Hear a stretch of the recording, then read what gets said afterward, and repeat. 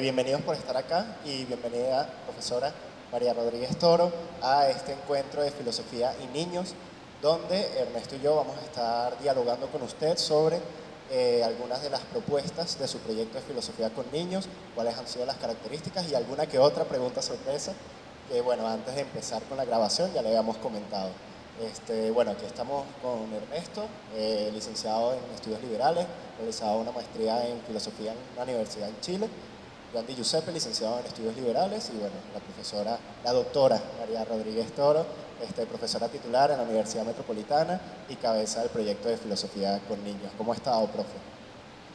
Hola Jan, hola Ernesto. Bueno, muy bien y muy halagada por esta invitación, muy a gusto con quienes han reflexionado muchísimo la filosofía y se han dedicado a ella, entonces bueno, muy agradecida por la invitación. Bueno, Y asustada por las preguntas sorpresa. no, tranquila. Bueno, muchas gracias, profesora, por tenerla aquí con nosotros. Bueno, entonces, para entrar en materia, la primera pregunta que nosotros nos pudiéramos hacer es, ¿qué es filosofía con niños o para niños, ¿no? ¿Qué implican esto de filosofar en relación con la juventud? Bueno, la filosofía para niños fue una iniciativa de la UNESCO, nacida en 1946. Ellos se reunieron en aquella época asombrados y sorprendidos por todo lo que había pasado con el holocausto nazi y querían conseguir una respuesta, una solución para que este tipo de tragedias no se repitieran. Entonces, en esas reuniones de expertos consiguieron que la filosofía era una herramienta para pensar y sobre todo para reflexionar éticamente, y que era necesario democratizarla, en el sentido de que no solamente todos los adultos lo deberían saber, sino también los niños. Entonces, en esa época hicieron una convocatoria de filosofía para niños.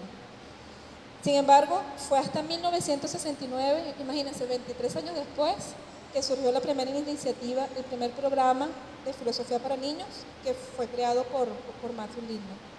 Entonces, bueno, esos son los comienzos de la filosofía para niños. Buenísimo, profe. Y hablando ya de forma particular, y aquí ya la pregunta es doble, ¿cómo empieza usted este proyecto? ¿Cuál es la génesis de este proyecto de investigación y ya todo lo que se ha convertido? Y una cuestión que me parece también importante distinguir es cuál es la diferencia entre filosofía con niños y filosofía para niños, porque también tengo entendido que esa es una distinción que usted la ha mencionado a lo largo del proyecto y de todas las conferencias y coloquios que se ha tenido sobre este proyecto. Este proyecto surge por mi tesis doctoral.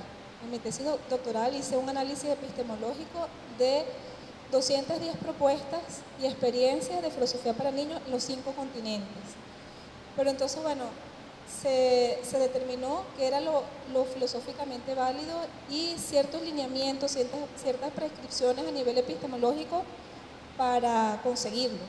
Entonces, el paso siguiente era hacer filosofía para niños, filosofía con niños, perdón, en Venezuela. Entonces, bueno, surge el proyecto porque la Universidad Metropolitana brinda a los profesores la oportunidad de tener un proyecto de investigación.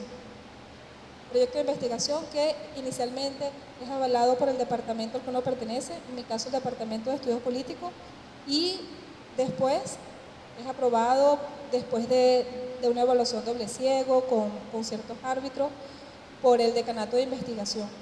Entonces, bueno, tras todos estos pasos, por eso existe que Filosofía con Niños para Venezuela es el diminutivo del proyecto, porque era un nombre así como que más técnico, pero eso es filosofía con niños para Venezuela.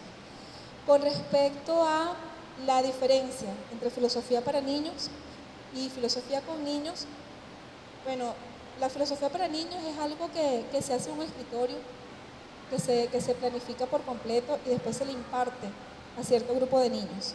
En cambio, la filosofía con niños, que es la tendencia francesa de hacer filosofía al lado de los niños, es algo que que es más socrático todavía porque nace en la conversación con los niños. No es algo que se lleva preestablecido, le voy a enseñar a Heidegger, ni le voy a enseñar tal cosa. Sí se lleva algo, pero lo más importante es la filosofía que se genera con los niños y que eso realmente sea filosófico y no una simple conversación. Y sobre su experiencia, ¿no?, en este diálogo con niños, ¿cómo lo describiría, ¿no? ¿Qué tipo de experiencias ha encontrado, ¿no? Esto del encuentro con una alteridad, ¿no? Niños de repente de cierta zona, con ciertas experiencias, con cierta familiaridad con un mundo, ¿no?, con su cotidianidad. ¿Cómo ha sido ese encuentro y ese diálogo, ¿no?, de los niños que le permite atender esa cotidianidad de una forma distinta, ¿no? ¿Cómo ha sido esa experiencia? Esa experiencia, Ernesto, realmente ha sido sorprendente. Para mí sorprendente porque, bueno, he tenido la oportunidad de conversar sobre filosofía con muchas personas, en diferentes escenarios, en diferentes universidades, pero la conversación filosófica que he tenido con niños ha sido tan genuina y es así como hablar filosóficamente con personas que no conocen la historia de la filosofía, pero que están hablando filosofía. Bueno, tenemos la fortuna de estar aplicando unas competencias, las competencias del pensar filosófico de Michel Tossy, que son problematizar, conceptualizar, argumentar y volver a problematizar. Y entonces ese camino con los niños, sin decirle lo que estamos haciendo, ellos lo han seguido, y lo han seguido muy bien. Y me encanta porque hay uno de los niños, recuerdo, se llama Santiago, cuando al final del trimestre estábamos como evaluando lo ocurrido, él me decía, bueno, profe, yo me siento como el Principito, porque yo estaba tranquilo en mi casa y en mi escuela, pero de repente empecé a navegar el universo y a conocer otros mundos. Y conocí un poco de Sócrates, un poco de Platón, conocí la Universidad Metropolitana. Entonces, bueno, yo definiría estas conversaciones con los niños como un viaje que no solamente ellos han hecho, porque yo también he hecho, y como he dicho en otros momentos, yo empecé esto pensando que la filosofía era necesaria para los niños, pero después de estos meses haciéndolo con ellos me doy cuenta que los niños son importantes para la filosofía, porque la están refrescando. Es así como, prácticamente como ese trabajo de los paleontólogos, ¿no?, que le pasan el cepillito a los fósiles. Bueno, la filosofía no es un fósil, por supuesto, porque está viva. Pero eso de comprender el presente, utilizando como herramienta nuestro pasado filosófico, eso ha sido una divinidad. Y los niños lo hacen, o sea, eso es indiscutible. Y en este diálogo que se imparte con los niños, ¿se ha visto en alguna dificultad al momento de problematizar algún concepto o alguna experiencia, o ha existido algún tipo de disrupción entre el discurso, obviamente, del profesor y, bueno, los discursos de los niños? Porque, como bien decía Ernesto, ellos tienen una experiencia muy distinta, y a pesar de que la filosofía se haga esta suerte de apogeo, esta suerte de suspensión, siempre hay como unos pequeños residuos que pueden caer, algunas nociones comunes que los niños tal vez no manejen o que manejan muy bien, y ya el adulto no puede como entrar en esas nociones. Entonces, ¿qué retos ha encontrado en esta tarea de filosofar con niños? Yo creo que el reto más importante, viendo la dificultad como un reto, se presenta cada día, porque para los niños esa oportunidad de conversar sobre sus cosas, entonces empiezan, no, bueno, mi mejor amiga, porque es uno de los temas importantes que aparece casi que en todas las sesiones. Vamos a hablar de Platón y aparece el cuento de mi mejor amiga, vamos a hablar de Sócrates, vamos a hablar de Aristóteles, de Bertrand Russell, y aparece el cuento de mi mejor amiga. Porque eso es importante para los niños, el hecho de que la traición, mi mejor amiga era un día mi mejor amiga y al otro día era la mejor amiga de mi peor enemigo. Entonces, esas cuestiones así, ¿no? Entonces, se ha convertido en un reto en cada sesión el hecho de que la conversación trascienda lo particular. Porque es que es muy entretenido hablar de las cosas personales con sus pares. Y como cada uno tiene un cuento, y son como 18, entonces bueno, a mí también me pasa esto con mi mejor amigo, ¿no? Y aunque es una dificultad, es un reto, porque entonces ahí entra la parte más importante, yo creo, de hacer filosofía con niños, que es la pregunta. Y es la persona que está facilitando el escenario para que se haga filosofía, que debe estar pendiente de, cónchale, cuándo intervenir para que la cuestión asuma el nivel filosófico que se requiere, ¿no? Y entonces, bueno, ahí entra Sócrates, por supuesto, para aplicar la mayéutica y que salga filosofía. Y que llegue el momento en que eso tan importante, que es la conversación sobre la cotidianidad, que no es odiarla, porque no se odia. Todos esos problemas son importantes. Incluso les confieso que aprendí lo que significa una persona moneda. ¿Saben lo que es una persona moneda? Bueno, resulta que la persona moneda es la que tiene dos caras. Porque un día es mi amigo, es mi mejor amigo, el otro día no. Pero entonces eso, el hecho de que trabajar toda esa riqueza y esa diversidad de experiencias con la visión de un niño para alcanzar el nivel de abstracción necesario para que se den cuenta qué es lo que hay ahí de filosofía, ese es el reto. ¿Y cómo se sabe que llegó a la filosofía? O sea, ¿en qué momento ocurre ese salto cualitativo en donde la experiencia vivencial a través de la pregunta filosófica llega al nivel de abstracción? Por ejemplo, con el tema de la amistad. Tengo mi mejor amigo, pero es monedita, entonces es doble cara. ¿En qué momento esa vivencia o esas palabras que enuncian una forma de vivencia hacen el salto cualitativo a, ok, ahora estamos entrando a filosofía? Bueno, depende. Si en el momento estamos hablando de algún filósofo, cuando se abandona un poco esa parte cotidiana y comienza a colocarse términos filosóficos para entenderla, se comienza en cierta forma a explicar la propia experiencia de manera filosófica. Aunque se siga refiriendo a la propia experiencia, ya lo está haciendo diferente. Otro momento es cuando, por ejemplo, que ocurrió, que estábamos hablando sobre los problemas familiares. Entonces, bueno, fulanito dice esto, el otro dice lo otro, y empiezan las cosas, los adultos, los adultos hay que tenerle paciencia, y así la cuestión, ¿no? Pero entonces cuando alguien toca, por ejemplo, un término como justicia, no, es porque es que eso no es justo. Entonces, sí, no es justo, y bueno, ¿y qué es la justicia? Y entonces ahí, bueno, es posible alzar el vuelo. Un tema muy llamativo tiene que ver con un punto que acaba de tocar, tiene que ver con los problemas familiares, cómo los niños se autointerpretan en relación con su familia, con su comunidad, con su entorno.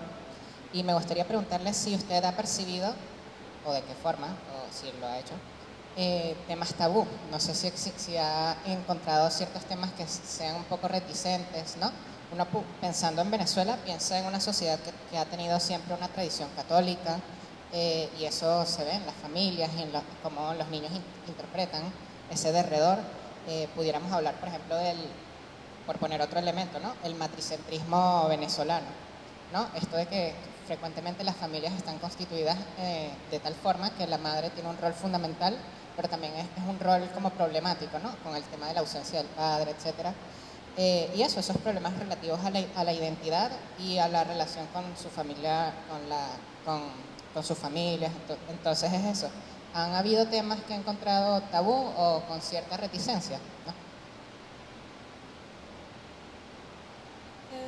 Parece mentira lo que voy a decir, ¿no?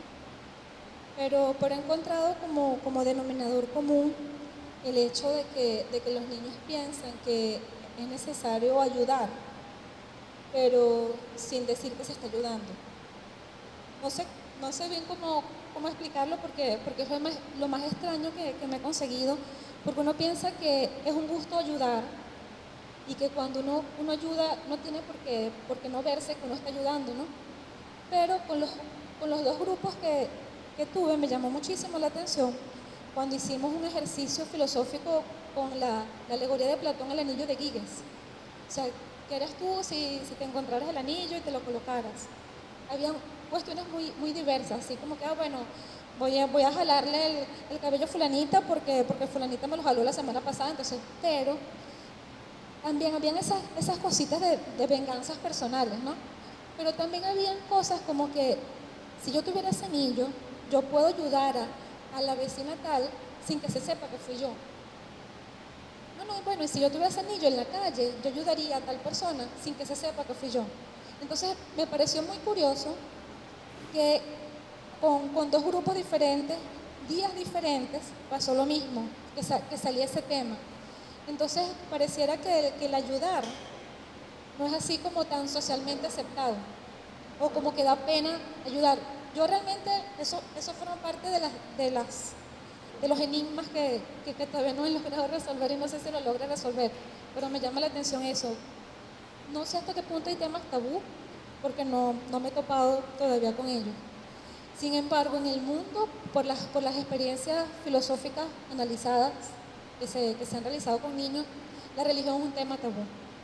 Y no se suele someter a la filosofía, porque es así como que, bueno, hay cosas que no se pueden criticar, hay cosas que no se critican, hay cosas que son cuestiones de fe, que son indiscutibles, y la filosofía, por más que sea, es disruptiva.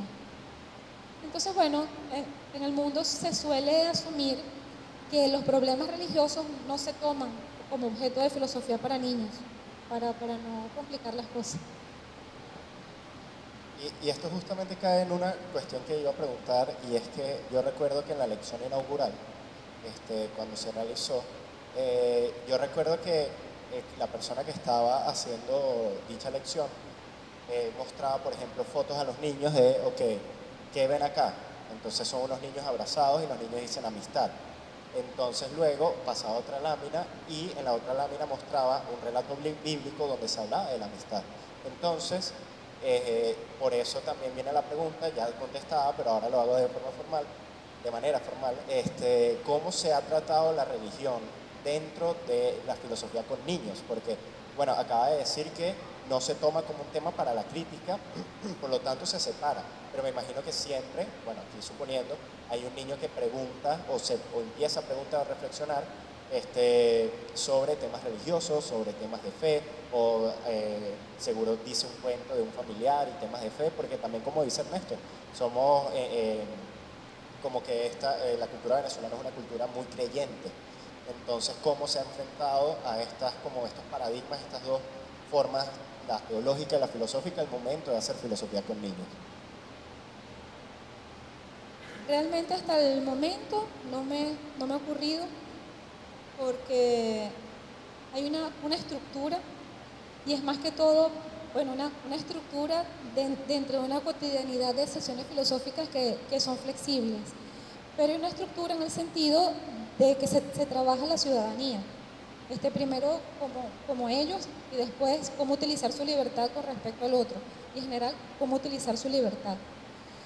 Entonces el tema de Dios, en realidad, este momento no ha salido. Monseñor Juan Carlos Bravo fue el que lo tocó aquel día de la lección inaugural. Que realmente luego, en las sesiones que se han hecho, no hemos tocado el tema de Dios explícitamente, y confieso que tampoco ha salido. Solo, bueno, hay un niño que sí me dijo una vez que él se sentía bendecido por estar aquí. Entonces, bueno, eso no tiene discusión, estaba bendecido, y todos estábamos bendecidos porque él estaba. Entonces, bueno, pero es eso, que no se ha tomado a Dios explícitamente como objeto de filosofía.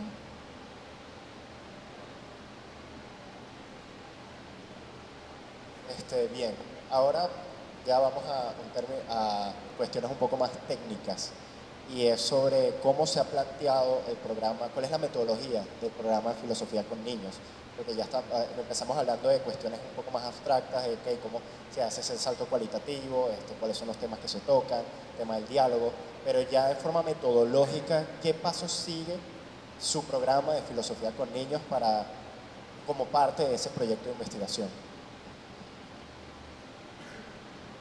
te refieres, Jan, a las sesiones, cómo se conducen las sesiones. En este proyecto piloto fue algo muy libre, precisamente porque estaba experimentando con varias estrategias. Entonces, lo que corresponde ahora, con todos esos resultados, con todo lo que se grabó, con el análisis cualitativo que se le va a hacer a todas las escenas, a todas las conversaciones, es precisamente hacer lo que se llama una secuencia didáctica de aprendizaje filosófico para niños. Esto tiene una importancia y un significado importante, porque en el mundo una de las cuestiones epistemológicas que se vio en ese análisis de los 5 continentes como una debilidad fue precisamente la improvisación. O sea, vamos a hacer filosofía con niños, entonces bueno, colocamos 5 niñitos en círculo, hablamos sobre la paz y ya hicimos filosofía. Pero eso no es hacer filosofía. Entonces, bueno, aunque se le da mucho valor a lo que diga el niño, se le da mucho valor a esa indeterminación de a qué va a llegar esta reflexión filosófica, porque como ustedes saben, las reflexiones filosóficas no tienen un final, siempre son así como un bucle que sigue, eso se respeta, pero tiene que haber un mínimo de estructura para que se garantice la naturaleza filosófica tanto del proceso como de los resultados. Y eso me he dado cuenta que se consigue es precisamente haciendo una secuencia didáctica del aprendizaje filosófico. Y eso es lo que corresponde hacer ahora en base a la experiencia con estos niños que son pioneros de la filosofía con niños en Venezuela y que como ellos mismos lo dicen, son una bendición. Bueno, un tema bastante llamativo tendría que ver con las distinciones entre esta experiencia de hacer filosofía con niños en relación con la experiencia de hacer filosofía o dar filosofía en una cátedra universitaria, ¿no? Con adolescentes, con personas ya en una etapa vivencial muy distinta, ¿no? No sé si pudiera hablarnos un poco de este contraste, ¿no? De la filosofía en la universidad frente a esta experiencia filosófica, que es eso, es una experiencia alterna y no por eso es menos filosófica, ¿no? Tiene sus particularidades, ¿no? ¿Cómo ha sido este contraste entre la filosofía universitaria y la filosofía con niños? Bueno, esa es una de las preguntas sorpresas, ¿eh? Bueno, la filosofía universitaria no siempre es hacer filosofía, más que todo es instrucción filosófica. El hecho de que la universidad, y se ha hecho muy bien, ese es el propósito, mucho del propósito de la academia en lo que se refiere a la filosofía, de instruir con respecto a los momentos de la historia de la filosofía, sus sistemas, sus principales problemas, sus teorías, sus autores. Entonces, bueno, sometiéndolo todo al régimen universitario, a los tiempos, a las semanas, por lo menos tratándonos de UNIMED, a los trimestres, a los semestres en la Universidad Católica, yo creo que no hay mucho tiempo para filosofar. Hay tiempo para comprender, para leer y entender lo que se está estudiando, para analizarlo. Pero el filosofar más allá de eso, no suele haber tiempo. Por eso es que esta experiencia con los niños, para eso es lo que hay tiempo, para filosofar con ellos. No es para enseñarles mira, el idealismo kantiano, tal cosa, y Kant y la crítica a la razón pura y eso, porque ustedes saben que, bueno, cuando uno está en esos menesteres, no hay tiempo para otra cosa. Pero en el caso de la filosofía con niños, como no es transmitirles el conocimiento o enseñarlos a analizar lo que están leyendo, como el objetivo no es ese, sino precisamente filosofar, que es problematizar, conceptualizar, argumentar y volver a problematizar una vez conceptualizado todo. Entonces, bueno, es una divinidad porque sí se puede hacer filosofía. Es como si estuviéramos en la época antigua, en la época socrática, en el que no tuviéramos mucha historia de la filosofía que aprender, sino simplemente reflexionar filosóficamente sobre lo que nos preocupa, sobre incluso lo que no nos preocupa, porque a lo mejor lo que nos preocupa sí nos tiene que preocupar. Entonces, bueno, es diferente, es diferente. Un tema que me parece llamativo tiene que ver con esta experiencia dialógica en la historia de la filosofía tenemos a muchos autores que retoman el tema del diálogo de forma muy distinta, ¿no? Tenemos la mayéutica socrática, pero luego tenemos la dialéctica hegeliana, o luego tenemos la reflexión sobre el pensamiento en Heidegger, ¿no? El Denken. Y me llama mucho la atención lo que dice con esto del agradecimiento, o del el chico, el joven que comentaba que se sentía bendecido, porque por lo menos para Heidegger hay una vinculación muy interesante que él traza entre el pensar y el agradecer, el Denken y el Denken. Denken y Denken, pensar y agradecer. Y es eso, pensar muchas veces es atenerte al ahí, a lo que Heidegger habla del el ahí, del ser, ¿no? Es como atender a esa alteridad que interpela, ¿no? La filosofía como una actividad de asombro, porque siempre está interpelándonos. O sea, hay algo que nos ataca, por así decirlo, ¿no? Que ataca la propia subjetividad, o que va más allá de la subjetividad. Entonces, me parece muy llamativo esto. Y una pregunta que sí era de las preguntas sorpresas, era sobre cómo vive o cómo considera usted el diálogo, ¿no? Pensando en este Heidegger, pensando en Hegel, ¿no? Eso, tienen unas formas de entender el diálogo y bueno, más que entenderlo, eso, cómo usted considera en relación con su experiencia lo que es el diálogo. Bueno, mi intención en todo esto siempre fue que realmente fuera filosofía y que no se confundiera el diálogo con una conversación sobre cosas interesantes, porque no todas las conversaciones sobre cosas interesantes resultan ser filosofía, ¿no? Porque hay muchas formas de conversar. Pero entonces, mi intención inicial, considerando que que había que hacer filosofía, era más que todo hacer aporía, que con el diálogo los niños estuvieran así como al límite de su propio razonamiento y se sintieran interpelados porque, bueno, ese es el diálogo socrático, y los interlocutores de Sócrates siempre salían así como que, cónchale, interpelados y con cierta angustia, ¿no? Porque habían llegado al límite de su razonamiento y hasta ahí llegaba y tenían que considerar o tenían que cambiar la idea o hacer algo, porque hasta ahí llegó su razonamiento, ¿no? Esa era mi intención inicial.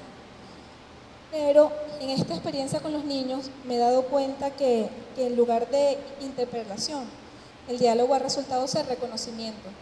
No sé si ustedes se recuerdan ese teatro, esa obra teatral de Jean-Paul Sartre, en el que están en el infierno y ni siquiera hay espejos, y que el otro es el que permite que yo me identifique como yo, porque me cuenta, mira, sí, estoy despeinada, estoy no sé qué cosa, ¿no? Pero es una vida sin espejos, en ese sentido prácticamente es como un infierno.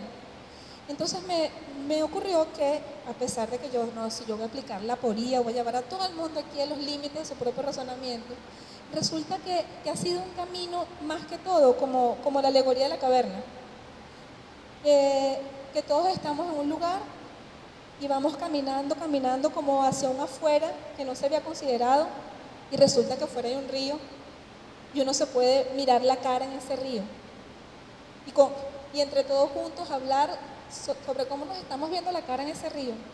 Entonces el diálogo ha resultado más así, no ha sido una experiencia como la hegeliana, que sí, tesis, antítesis, síntesis, tesis, o sea, una dialéctica así, sino un camino para el autorreconocimiento y el reconocimiento del otro como importante.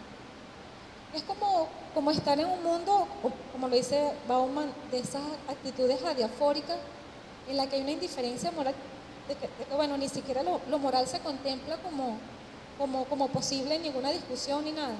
Pero entonces, en este sentido, sí, es un reconocimiento de mí mismo y del otro como importante, y ayudado no solamente por el hecho de que estamos haciendo filosofía juntos, sino por ese estar juntos.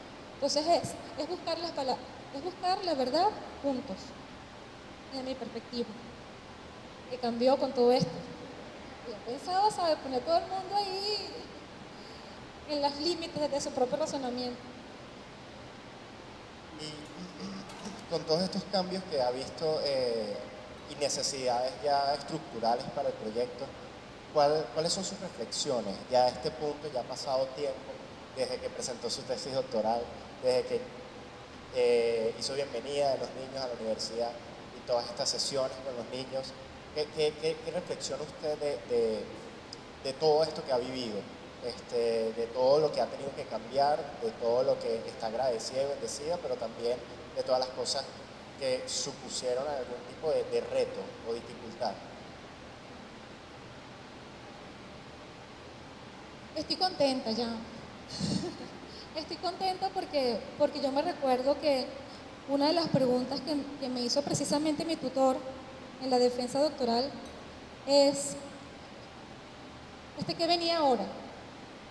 Yo le dije, recuerdo que le dije, bueno, hay que colocarnos en el mapa UNESCO, hay que colocar a Venezuela en ese mapa, ¿no? Yo pensé que nos íbamos a tardar muchos años en eso, pero resulta que eso fue rápido, como a los meses ya teníamos como la autorización para usar en el proyecto de investigación el logo UNESCO, entonces eso fue muy rápido.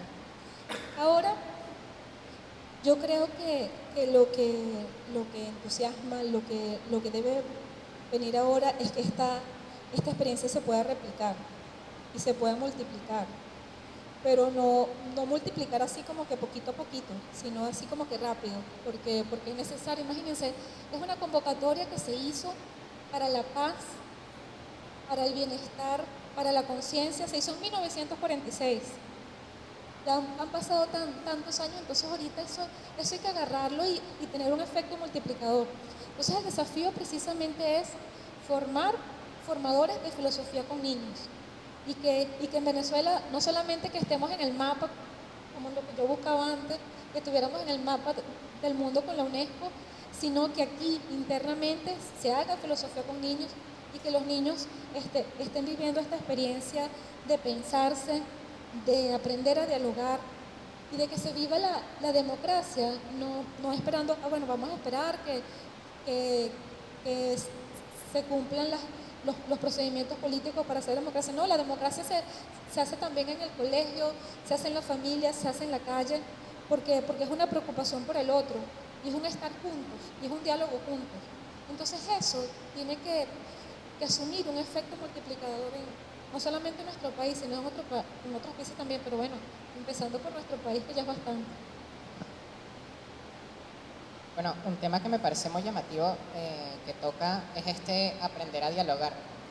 Justamente lo acabo de recordar, y es que uno, por ejemplo, en el colegio, en la experiencia de formación básica, realmente no hay materias o hay experiencias que te inviten a ti a esforzarte en el arte de dialogar y de pensar bien, es decir, pensar de forma sopesada, ¿no? Y argumentativa. Es una dificultad, por lo menos en Venezuela y en Caracas tienen popularidad los modelos de Naciones Unidas, ¿sabes? Que tienen otro tipo de público, bueno, más colegial, bueno, más, creo que es para un público mucho más mayor, pero es eso, la dificultad y la exigencia de tener eventos, de tener encuentros en los que pueda uno dialogar y aprender, ¿no? Es decir, esforzarse, porque es eso, un arte, o sea, se aprende en el acto, y ese aprender a dialogar yo creo que es fundamental. En las redes sociales uno lo que encuentra es más bien polemos en el que hay una lucha, y en otros aspectos, en la política, en los medios de comunicación, lo que tiene es una serie de discursividades, pero no hay diálogo. O sea, realmente ese diálogo crítico y autocrítico es como muy escaso, creo, en Venezuela. Entonces me parece muy llamativo esto que comentan. Y aquí también la pregunta que le quiero hacer se reconecta al principio, y es la concepción de la filosofía como una herramienta para democratizar no solamente el pensamiento, sino las formas de ser. Reflexionar sobre cómo podemos utilizar de alguna forma la filosofía para hacer más democrático el país o la sociedad en donde se vive. Pero, y aquí hay una cuestión que es muy específica, bueno, es general, pero también específica en nuestro contexto, de que cómo se ve esta herramienta filosófica al chocar con la realidad. Porque los niños vienen y se tiene la sesión de filosofía y reflexionan sobre lo que es justo y lo que es injusto, pero luego tal vez cuando lleguen a casa se encuentren con problemas que a pesar de que saben que es injusto, no pueden hacer nada. Y allí siento que está el principio de impotencia de la propia filosofía a tal vez intentar entrar en un espacio determinado porque ese mismo espacio no se doblega. Entonces allí está como un reto que veo, ok, ¿cómo la filosofía entonces puede generar un cambio real? Porque se tiene experiencia filosófica, se enseña a pensar y a conceptualizar y a argumentar y volver a problematizar, pero luego esas situaciones donde requieren nuevas formas de democracia, a veces se resisten. Entonces, ¿cómo la filosofía con niños se enfrenta a ese problema de que, ok, enseñamos a filosofar, los niños tienen esta herramienta, pero a veces los contextos no se dejan doblar por esta herramienta reflexiva? Bueno, interesante, Jan, porque tienes razón. Sin embargo, yo creo que la filosofía no es para cambiar el mundo. O sea, no es para que ellos lleguen a su casa y cambien todo lo que está pasando, ni que entre todos estemos en el país y cambiemos todo lo que está pasando en el país, sino para cambiar uno. Y ya, cónchale, es bastante con que logremos cambiar nosotros y como el norte es ser virtuosos. Y las virtudes, bueno, implica una sabiduría práctica que más que oponerse a la realidad es saberla vivir. Incluso saber comunicarse con los otros para ver qué se puede cambiar de la realidad. En sus familias ellos lo han podido hacer y con argumentos. No, bueno, mira, mamá, a mí no me parece esta cosa porque me siento, eso me lo contó un niño, me siento como el prisionero de la caverna. Yo voy para la Universidad Metropolitana, me enseñan el bosque, el río, toda la noche, de día, y llego aquí y casi que me matan, pues, porque eso no puede ser. Eso no puede ser porque yo he aprendido un poco más. Entonces, bueno, los argumentos y las cosas. Y tampoco es que la filosofía les da a ellos la herramienta como para ser mejores que los demás, ni para tener la verdad, sino precisamente para buscarla. Porque aunque la filosofía sea un cúmulo de conocimientos, un cúmulo de sistemas, esto es como el retorno a lo etimológicamente natural de la filosofía, amor a la sabiduría. Y el amor a la sabiduría no tiene por qué ponernos a pelear con todas las realidades, ni ponernos a pelear con todo el mundo, porque bueno, yo como soy filosofito, tengo la verdad que tú no tienes. No, o sea, yo como estoy estudiando filosofía, como estoy aprendiendo a amar la sabiduría, entiendo tu punto de vista también, porque esa es tu sabiduría. Entonces, bueno, vamos a ver cómo resolvemos esto, incluso consiguiendo el término medio aristotélico, pues. Y si no es posible una solución concreta al diálogo, bueno, vamos a ver cómo nos entendemos aunque pensemos diferente. Entonces, en ese sentido, la filosofía es una herramienta, porque es amor a la sabiduría, y en el caso de esta tendencia que se está construyendo con los niños, es amor a una sabiduría conseguida juntos y vivida juntos. Y en esto es un comentario, me parece interesante porque se habla del diálogo y se habla del hablar. Y hablar lo puede hacer todo el mundo y podemos tener monólogos. Pero siento que hay algo lindo en esto de filosofía con niños, que es que más hablar es la escucha. Porque para estar juntos pueden existir dos monólogos que choquen y ya, y lo vemos en redes sociales. Las peleas en Twitter son dos monólogos, es que yo tengo la razón. Pero lo importante es la escucha, que eso sí implica escuchar a un otro. Entonces, o sea, esto lo intuyo de este proyecto, de que es escuchar, es escuchar, dejarse escuchar para poder tener algo que decir y no hablar por hablar. Y yo creo que esta posibilidad de cambiarse uno a sí mismo, de poder comenzar con un cambio, es solo el inicio, ¿no? La filosofía con niños es el inicio de un proceso, es el inicio de esa posibilidad de atender al mundo y a mí mismo de otra forma. Entonces creo que ese elemento transgresor de la filosofía siempre puede estar, o sea, siempre puede estar allí como un pequeño germen, ¿no? En esta posibilidad que siempre es un inicio nuevo de pensarse de otra forma, de relacionarme de otra forma o escuchar con otra perspectiva al otro, ¿no? Atender de una forma distinta. Es eso, es siempre un nuevo inicio, más que un logro construido y listo. Con respecto a eso que están diciendo ustedes, quisiera contar una anécdota que tuvimos con los niños, porque había un grupo que venía los lunes y otro grupo que venía los miércoles. Y veíamos como que el mismo programa, lunes y miércoles. Pero hubo un momento, al final de las semanas, como en semana 11, que unimos los grupos.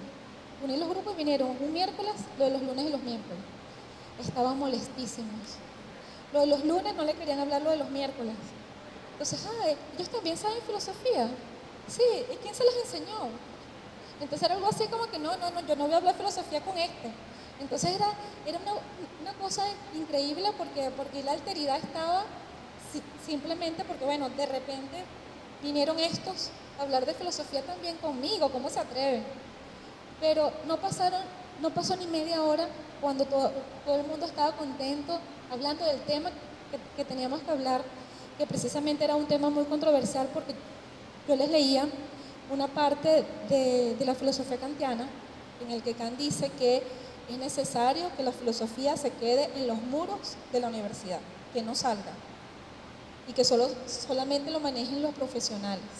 Entonces, bueno, como todos estaban tan molestos con eso, porque ellos estaban, decían, no, yo tengo que sacar esto de aquí, yo estoy ayudando a que la filosofía salga de aquí. Entonces, eso los unió a lo de los lunes con lo de los miércoles. Y el diálogo fue muy, muy enriquecedor, pero comenzó así, comenzó como que, ¿quiénes son estos? Entonces, bueno.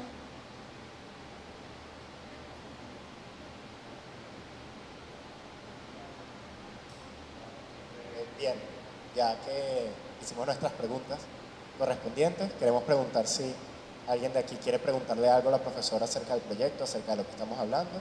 Si no, bueno, no importa.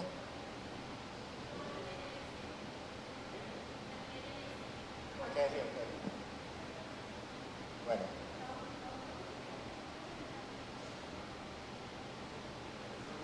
Ok, tranquilo, no hay apuro, tranquilo.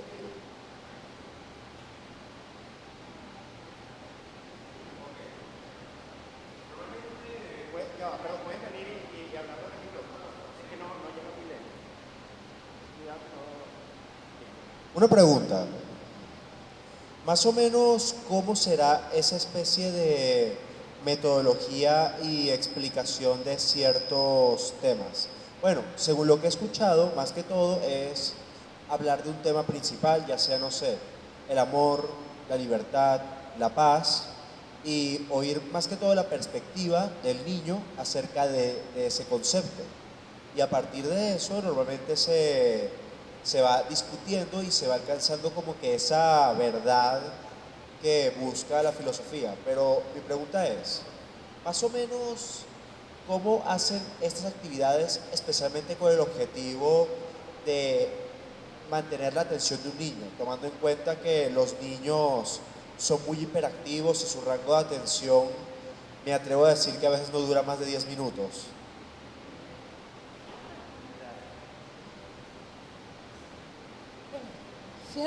Fíjate Gustavo, que una de las diferencias que tenemos en la Universidad Metropolitana con respecto a otros lugares del mundo en los que se hacía filosofía, y yo creo que es una de las distinciones que nos ha permitido el uso del sello UNESCO, es que los niños leen filosofía, leen fragmentos de filósofos, por supuesto que, bueno, fragmentos seleccionados, pero entonces inevitablemente eso los ayuda a hacer el link con la propia experiencia. Entonces no es solamente sentarse a conversar hoy sobre el amor, mañana sobre la justicia, sino que esos temas van saliendo.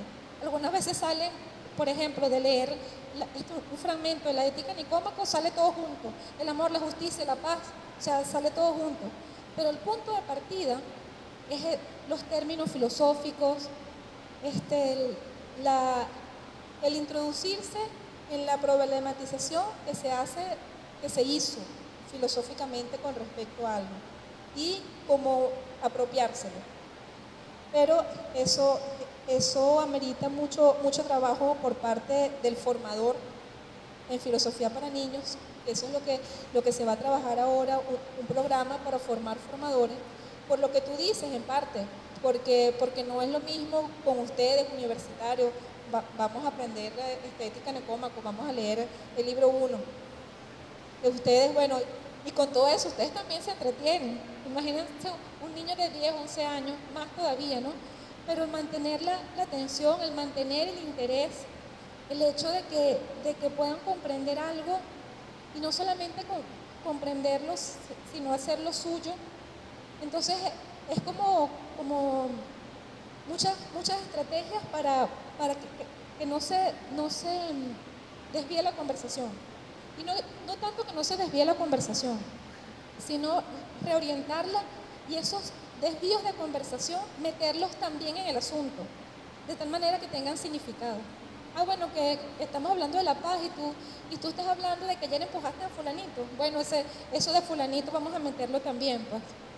Entonces, bueno, con los niños en verdad que es posible, a pesar de que, como tú dices, es complicado mantener la atención. Yo creo que una materia como la filosofía lo logra, lo ha logrado. Listo, si no hay más preguntas, entonces, bueno, queremos agradecer nuevamente a la doctora, profesora María Rodríguez Toro por aceptar nuestra invitación, que tanto tiempo estábamos esperando para hacer este evento. Ya nos colaboró en el evento de Filosofía y Amor. Y bueno, nos volvemos a encontrar ahora en algo mucho más íntimo y personal. Muchísimas gracias, profe, por el proyecto y todo lo que están emprendiendo, y le deseamos muchísimo éxito de parte de Caracas Crítica para todo lo que logre en el futuro. Y muchísimas gracias por asistir. Gracias, Ernesto, y bueno, muchísimas gracias. Muchísimas gracias a todos.